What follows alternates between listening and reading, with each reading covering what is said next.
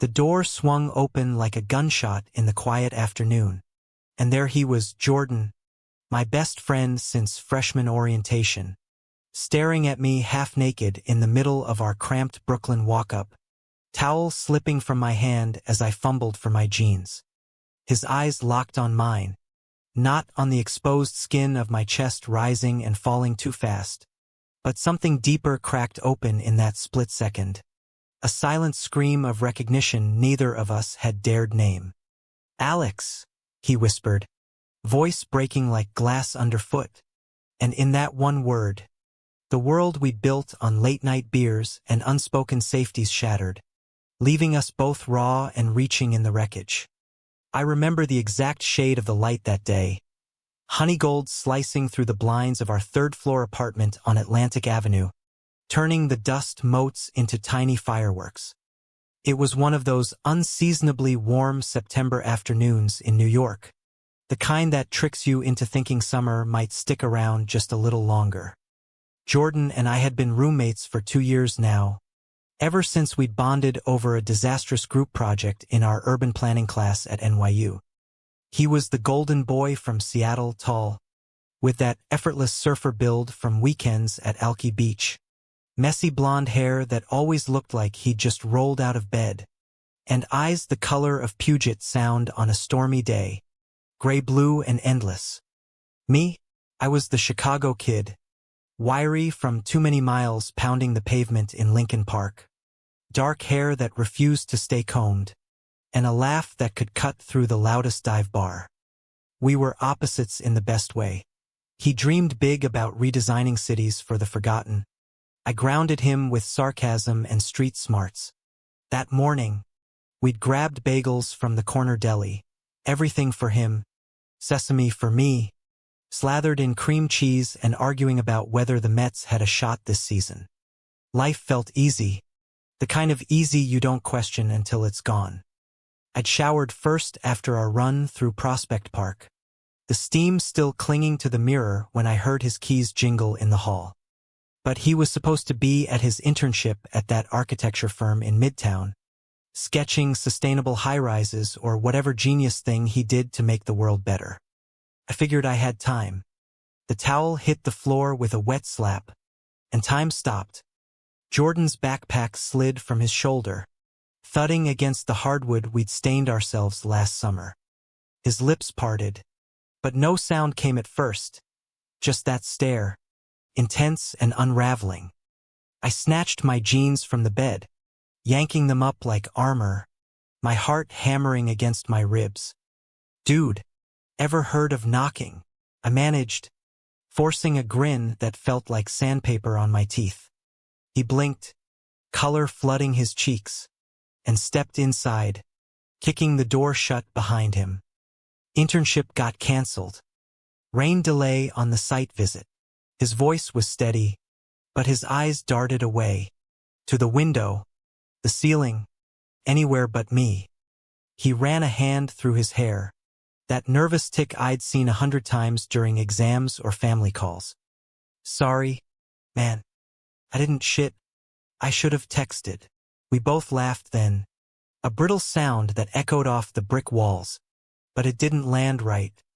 I pulled on a faded Blackhawks tee, the one with the hole in the hem from too many washes, and busied myself with the dresser drawer, pretending my skin wasn't buzzing where his gaze had lingered. No big deal. Seen one set of abs. Seen 'em all, right? I joked, but it fell flat, heavy in the air between us. Jordan dropped onto the edge of his bed. Our beds pushed against opposite walls like bookends in the shoebox room we shared to afford the city. He pulled out his laptop, flipping it open with more force than necessary. Yeah, totally. But he didn't type, didn't scroll. Instead, he just sat there, elbows on knees, staring at the screen like it held the answers to questions we hadn't asked. Dinner that night was takeout from the Thai place down the block. Pad CEW for me, green curry for him, extra spicy because he liked the burn. We ate cross-legged on the floor, backs against the couch, the TV droning some Netflix documentary about urban sprawl that we'd half-watched a dozen times. But conversation skirted the edges, circling the afternoon like a drain we both avoided. We talked Mets odds, Slim. As always, his sister's latest drama back in Seattle, boyfriend number 3, a barista with tattoos. My mom's texts about the lake house up in Wisconsin, booked for Thanksgiving. Don't forget the pie. Safe topics. Familiar ground. Around 10, as the city lights flickered on outside like a million faulty stars, Jordan cleared his throat. Hey, Alex, about earlier. He trailed off, poking at a grain of rice on his knee. I froze, chopsticks midway to my mouth. What about it? Water under the bridge. Bro. He met my eyes then, really met them, and there was something raw there, vulnerable, like he'd peeled back a layer he kept hidden under that easy smile. It wasn't nothing. I mean, it was, but it wasn't. He set his container down, hands clasping together like in prayer. I've been thinking about stuff. About us. Not like, God, this sounds stupid. Forget it. But I couldn't forget it. That moment hung between us, electric and unspoken, charging the air until it hummed. I reached over, clapped a hand on his shoulder solid, warm through his hoodie, and felt the jolt travel up my arm. Talk to me, Jordan. We're us. No stupid. He exhaled, long and shaky. Okay. So, remember that party last spring? At Lena's in the village? When we got wasted on those cheap margaritas and ended up on the fire escape, yelling about how we'd change the world. I nodded, the memory sharp, the skyline glittering, his laughter warm against my ear as we clinked plastic cups. The way his knee had brushed mine and stayed there, accidental but not. That night, he said, voice low, I almost kissed you. Like, really almost. And I chickened out because, shit, Alex, what if it ruined everything? You're my best friend. The one guy who gets it, the dreams, the screw-ups, the whole mess. My throat tightened, words tangling like headphones in a pocket. I felt it too, that pull, buried under bro code and denial. Late nights studying, his head on my shoulder during all-nighters. Road trips upstate where we'd share a sleeping bag by the fire, bodies close in the chill. I chalked it up to proximity, to the city grinding us together until boundaries blurred. But now, with his confession laid bare, crystallized, this wasn't just friendship. It was a fault line, waiting to shift. I thought about it too, I admitted, my voice barely above the TV murmur. More than once. But yeah, same fear. Losing this. I gestured between us, the room we'd made our own with posters of Frank Lloyd Wright and Polaroids from Coney Island. Not worth the risk.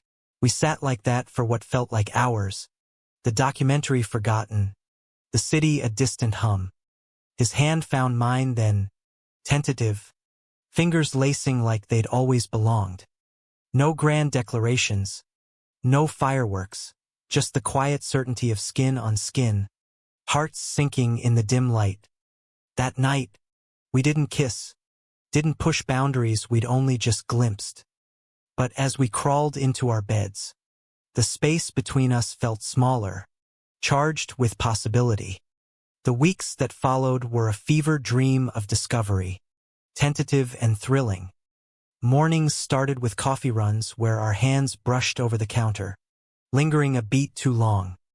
Evenings blurred into walks along the East River, shoulders bumping as we dissected the day's chaos. His internship frustrations with bureaucratic red tape, my barista shifts at the indie spot in Williamsburg where tips were shit but the indie band playlists were gold. We'd steal glances, test waters with inside jokes laced with double meanings. Pass the sugar, partner, I'd say, winking, and he'd roll his eyes but smile that lit up the grayest subway platform. One crisp October Saturday, we ditched plans for the High Line, weaving through the elevated park's wild gardens as leaves turned the air amber. Jordan stopped at the edge, overlooking the Hudson, wind tousling his hair. "This city's a beast," he said, arm slipping around my waist like it was the most natural thing. "Swallows you whole if you're not careful." I leaned into him, the solid line of his body an anchor against the breeze. "Good thing we've got each other to keep from getting lost." His laugh rumbled through me, and then he turned, cupping my face with hands that smelled of graphite from sketching all morning.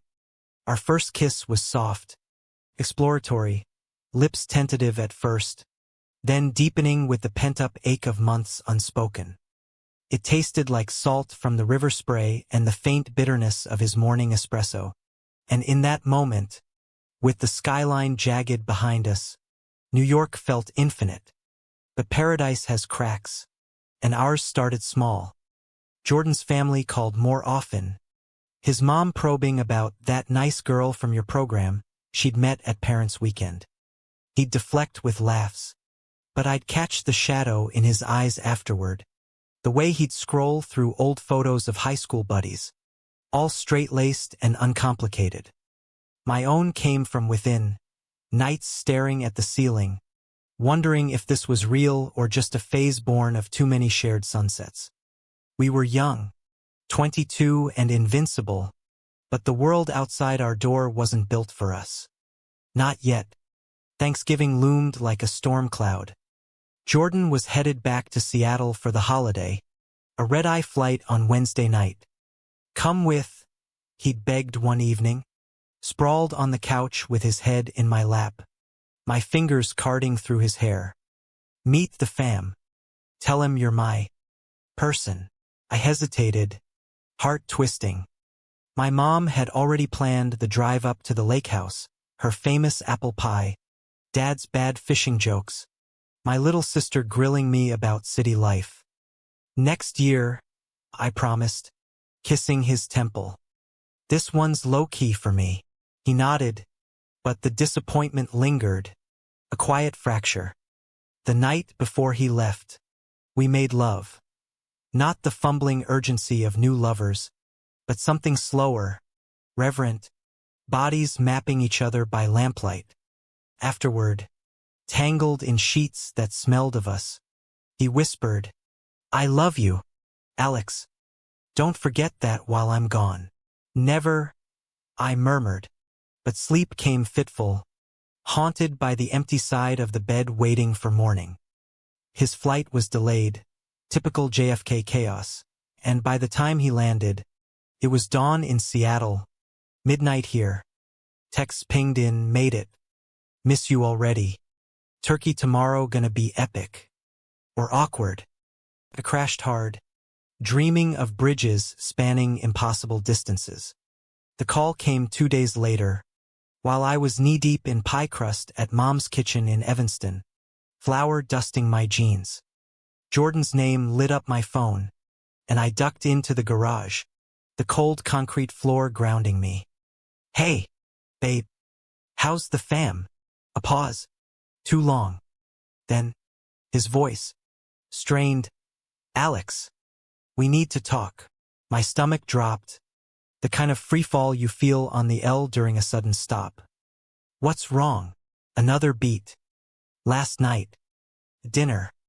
My uncle, bigoted asshole, you know the type, started in on the gays ruining everything, and Dad just laughed it off, like it's a punchline.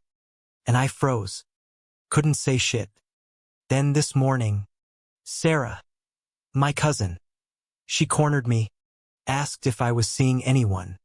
And I said, yeah, this girl from work." The words landed like punches, each one stealing breath. "Jordan." "What?" "I'm sorry," he rushed, voice cracking. I panicked. "It's home, Alex. It's them. I wasn't ready. But it's not God. It's not you. I love you. We'll figure it." "No." The word escaped sharp, final. I gripped the workbench, splinters biting my palm. You just outed us both in the worst way. Lied to protect what? Your comfort? Our whole thing, it's built on truth. Man. And you just torched it. Silence stretched, broken only by his ragged breathing. Please. Come on. Don't do this over the phone. But I was already doing it. The hurt blooming hot and fierce. Enjoy the pie. I'll see you when you get back. Or not. I hung up, phone clattering to the oil-stained floor, and sank against the wall, the holiday cheer from the house a mocking echo. The drive back to the city was a blur of snow-dusted highways and radio static, my mind replaying the call on loop. Betrayal stung deepest because it was him, my rock, my compass. How many times had we sworn we'd face the world together? Yet there he was, folding under family pressure like a house of cards. Christmas came and went in a haze. I crashed at a buddy's in Queens, dodging texts from Jordan that escalated from apologies to please. I'm on the flight back. We need to talk face to face. I left them unread, burying myself in extra shifts at the coffee shop, the steam and chatter a numb distraction. New Year's Eve found me alone on the roof of our building, bottle of cheap champagne in hand, watching fireworks bloom over the harbor. The city roared its resolutions, but mine was simpler: survive. He showed up on January 2nd, snow flurrying outside as I unlocked the door after a graveyard shift. Jordan stood there, duffel at his feet, cheeks flushed from the cold or shame. His eyes were red-rimmed, hair unkempt, the Seattle polish stripped away. Alex, he started, but I held up a hand.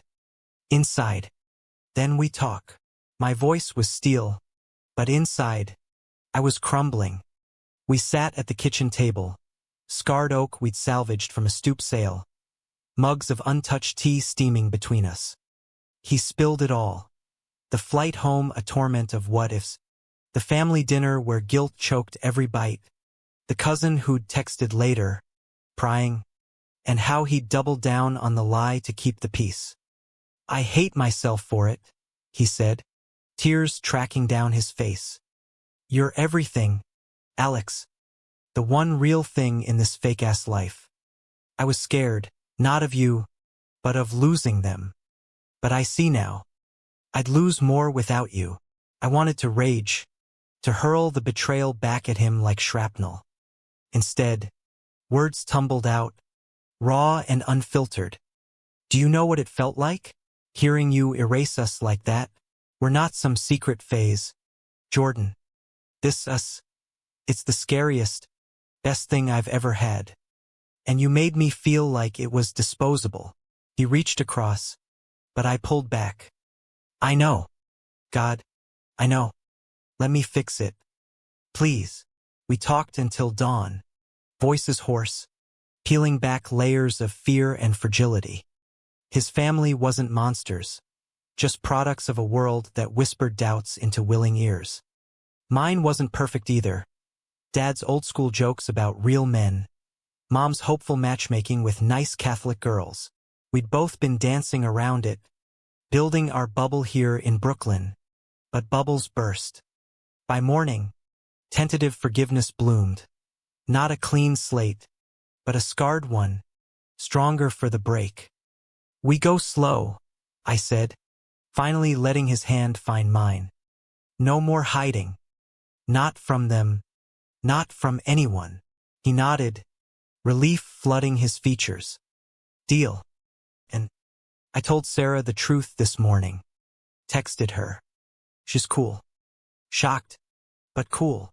Pride swelled, mixed with the ache. Progress, messy and real. Spring unfurled like a promise kept. Cherry blossoms dusting the park paths where we'd first held hands openly. No glances over shoulders. Jordan's internship wrapped with a glowing review.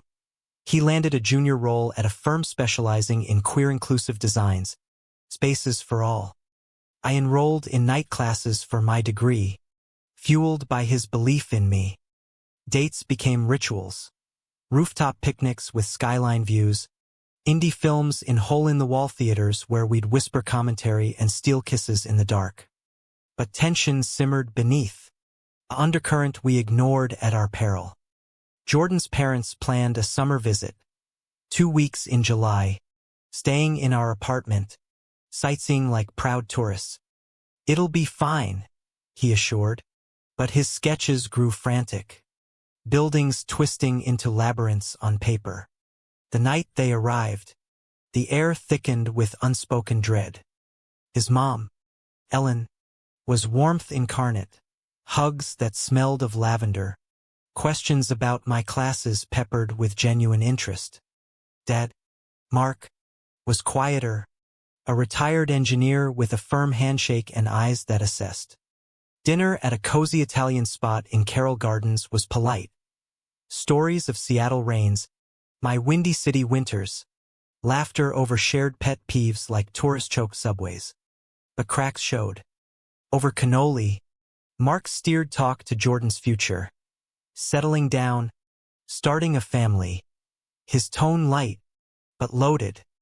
Jordan stiffened beside me, fork scraping porcelain. "Dad, about that. Alex and I, we're together. Like, really together." The table fell silent, the server's distant clatter a lifeline. Ellen's eyes widened, then softened. "Oh, honey." She reached for his hand, tears glistening. Mark stared at his plate, jaw tight, then looked up, voice gruff. "This is a surprise. But you're my son. Always will be." Relief crashed over us like a wave, but it was laced with the salt of effort. The visit stretched. Awkward at first. Stilted mornings over coffee. Mark's questions veering into territory we navigated with care. One evening, as we walked the Brooklyn Bridge at dusk, he pulled Jordan aside. I hung back, heart in my throat, watching their silhouettes against the glowing cables. Later, Jordan found me on a bench, eyes shining. He said he's proud. Scared for me, but proud. And he wants to meet you properly, not as the roommate, but as you. Tears pricked my eyes, the city lights blurring. We did it. Summer peaked in a heat wave, our apartment a sauna of fans and open windows. We escaped to the Jersey Shore one weekend, crashing at a friend's empty beach house in Asbury Park. Days blurred into salt-kissed freedom. Bonfires where we trace constellations with toes in the sand, bodies entwined under stars that felt closer than the skyline. "This is forever," Jordan murmured one night, his breath warm against my neck. "You and me against the sprawl, but forever's a gamble in a city that chews dreams." August brought the call. Jordan's firm hit a snag, a big project derailed by budget cuts, whispers of layoffs. Stress etched lines around his eyes. Sketches piled up, half-finished ghosts. I picked up extra hours, but money strained, arguments flaring over small things, forgotten dishes, late nights scrolling job boards. The breaking point came mid-September, a year to the day since that towel-dropping afternoon.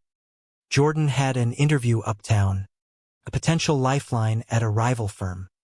I waited at home, takeout cooling on the counter, nerves jangling. 9 became 10, 10, 11. My texts went unanswered, calls straight to voicemail. Panic clawed in visions of subway delays, accidents, worse. At midnight, the door finally creaked open, but it wasn't relief that hit. Jordan stumbled in, Tiasque, breath sour with whiskey. "Hey," he slurred, avoiding my eyes. "Where the hell?" Interview ran long, then drinks with the team. Networking, you know, but his laugh was forced. And behind him, in the hall light, I glimpsed a shadow tall, dark-haired, clapping his shoulder too familiarly. Who was that? The question hung, accusatory. He waved it off. shrugging out of his jacket. Just a guy from the firm. Old college buddy. No big. But doubt festered. Poison seeping slow. The next day, while he showered, his phone buzzed on the table. Unlocked. As always, trust. We called it. The message glowed. Last night was incredible. Let's do it again soon. Ryan. My world tilted. The room spinning. Ryan from Seattle. The high school stories. The straight friend who'd visited once. Crashed on our couch. Eyes lingering too long on Jordan in the mornings. The betrayal I'd forgiven once now doubled. A knife twist deeper. I confronted him that evening. Phone thrust under his nose as he dried his hair. What the fuck is this? Jordan paled. Towel slipping. Alex. It's nothing. We just talked. He was there. Buying rounds. Bullshit. Rage boiled over. Hot and unyielding. Talked? Or did you fall back into old patterns? Lie to him like you lied to your family? To me? He recoiled. Hurt flashing. That's not fair. I was stressed. Okay. The job. The pressure. Ryan gets it. He's been through it. And I haven't? My voice broke. The fight draining into exhaustion. I gave you everything, Jordan. Forgave the first time because I loved you. But this? You're running again. From us. Tears welled in his eyes. But he didn't deny it. I don't know what I want anymore. This city's breaking me. Maybe we need space. The words eviscerated. Sharper than any lie. Space. Code for end. I packed a bag that night. Essentials shoved into a duffel. Heart splintered on the floor. You need space? Fine. Take the whole damn apartment. I stormed out into the humid night. Subway rumbling beneath like an accusation. Weeks blurred into a nomadic haze. I couch-surfed with friends. Crashing in lofts in Bushwick and basements in the East Village. The city a indifferent sprawl. Job at the coffee shop kept me afloat. But nights were torment. Replaying moments. The good and gutting. Jordan's texts came sporadic. I'm sorry. Please talk. I deleted them unread. Building walls higher than the bridges we'd crossed. October brought a brutal cold snap. The kind that bites through coats and resolve. One gray afternoon, as I trudged home from class. My new place a sublet in Harlem. Tiny but mine. A familiar figure huddled on the stoop. Bundled in a scarf that was mine. Left behind. Jordan looked wrecked. Thinner. Shadows under his eyes. Hands shoved deep in pockets. Go away, I said. But my voice lacked conviction. Feet rooted. He stood, breath clouding the air. Hear me out. 1 minute. Against better judgment. I nodded. We walked to the corner bodega. Steaming coffees in paper cups of fragile bridge. There, under fluorescent buzz, he unloaded. The job lost anyway. Ryan a one-night regret born of despair. Therapy sessions twice a week where he'd confronted the cowardice rooted in a childhood of be strong, be straight. I betrayed you because I was betraying myself, he said, voice raw, pushing away the one person who saw me whole. But I'm done hiding. I told my parents everything, the lie, the cheating. Mom cried, Dad. He booked flights to visit, to understand. I sipped the bitter brew, walls cracking. And what now? You think sorry fixes it? No, his eyes, those stormy seas, held mine steady. But love might, if you'll let it. I'm all in, Alex. No more running. The humanistic pull, the mess of us, flawed and fighting, tugged insistent. We'd built something real amid the concrete jungle. A connection forged in vulnerability. Forgiveness wasn't erasure. It was choice, daily and deliberate.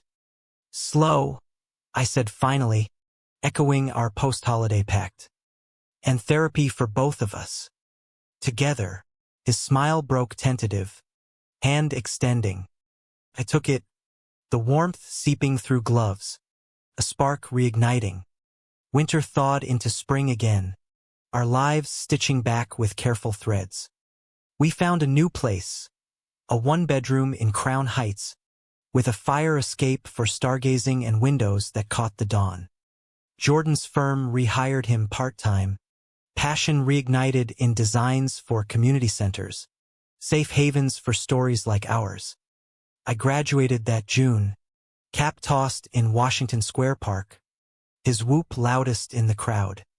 One evening in May, as fireflies danced in Fort Greene Park, he dropped to one knee, not with a ring, but a sketch, our future home, a brownstone with a garden for herbs and hammocks for lazy Sundays.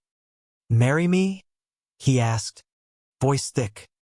"Not today, not tomorrow, but when we're ready. Build this with me."